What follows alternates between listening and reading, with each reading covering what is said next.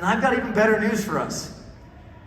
David didn't even have what we have today. So David realized that burnt offerings, sacrifices don't do it. He needs all of me. He needs my entire heart. I'm a man after God's own heart. Here's my entire heart. He didn't have Jesus. We have Jesus. Jesus is the ultimate, fulfilling, loving sacrifice that we need. So my sophomore year, when I was not good, doing jacked up stuff, not being a good person, living in sin, well, I eventually got to a point, kind of like David, I was like, okay, man, I'm done.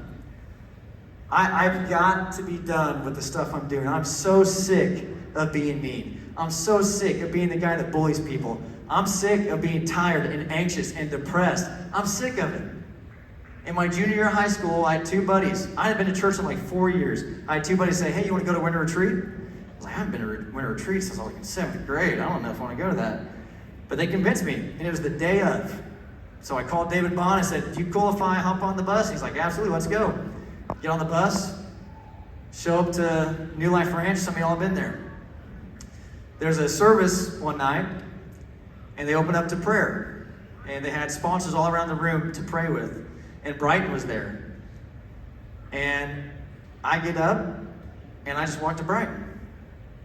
And I start praying with Brighton, and Brighton starts praying over me. And we start crying together, and crying, and crying, and crying. Because I'd finally gotten to the point where I was done with my sin. I was done with my jacked up stuff. I was done trying to control everything with my dad. I just let it go. I gave God everything. I had to. I couldn't keep living that way. That's what David was saying. He's like, I can't keep living this way. God, you want my brokenness. You need everything.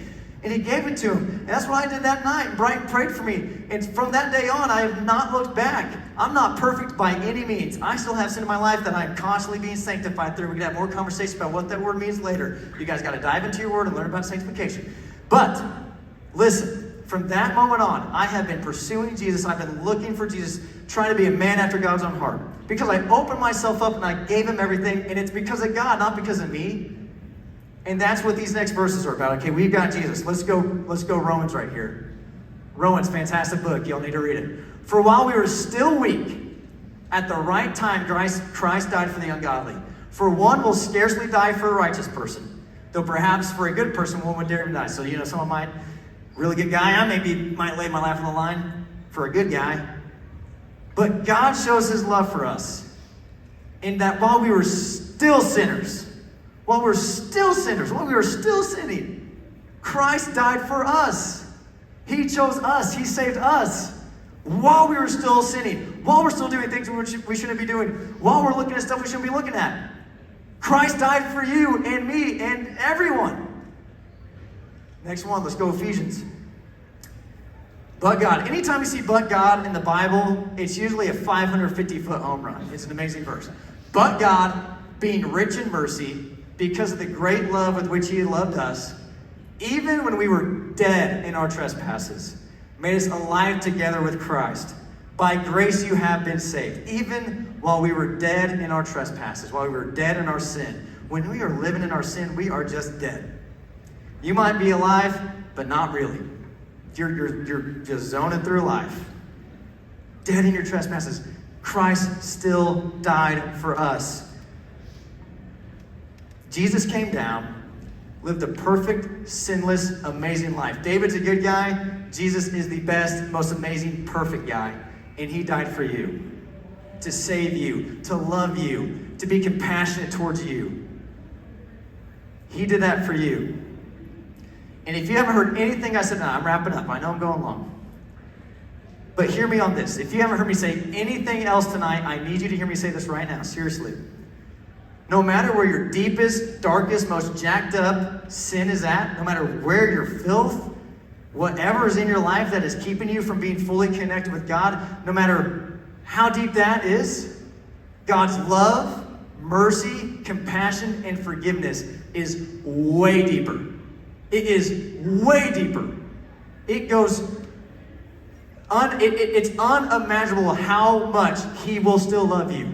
He is sitting there with open arms, waiting to take you in. He wants you. He doesn't want the perfect you. He doesn't need the perfect you. He doesn't need the clean, neat. I'm Mr. Christian. I'm Mrs. Christian. He needs the broken, jacked up side of you. He needs all of it.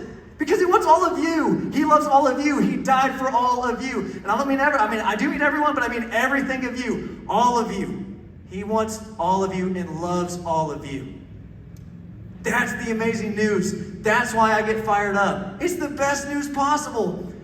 We're goofy. We're jacked up. We do stupid stuff. God's like, I still love you. I want you. You're my best friend. I love you. Come with me. We're going to go learn how to be better people. And I'm going to walk with you through it. And then guess what? Through my forgiveness through you, you're going to share with other people. Because the world is crazy. The world is crazy right now, guys. There's an artificial intelligence ChatGPT thing that can pass the law exam. I mean, it's like robots might take over or something. I don't know what's going to happen. But listen, God is like, I forgive you. Now let's go forgive some other people. And let's bring them in. And let's let them be redeemed, restored, renewed. Create in me a clean heart. Renew a right spirit within me. David was saying it. We're going to say it right now to other people. We've got to do it. Life is too short to be too selfish with my forgiveness. God loves you. He forgives you. Let's go share with other people. So in response, Jolie, she's going to strum some chords for a second, then go into her next song. But we've got to be salt and light in this dark and hungry world, guys. We've got to be. No matter what sin you're going through right now, no matter what jacked up stuff you're going through right now, no matter what is going on in your life, God loves you. He will forgive you. So we're going to spend some time here praying.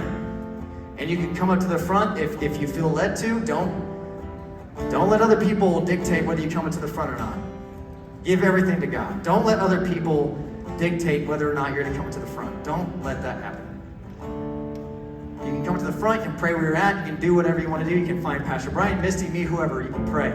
And I need you to pray for forgiveness. And I need you to pray, hey, who do I need to forgive this to? Who do I need to show God's forgiveness to? Who do I need to love? Who do I need to share this with? It's too good to keep it to yourself, guys. It's way too good to keep it to yourself. Way too good. So Julie's going to pray, or she's going to play. We're going to pray. Thank you, guys.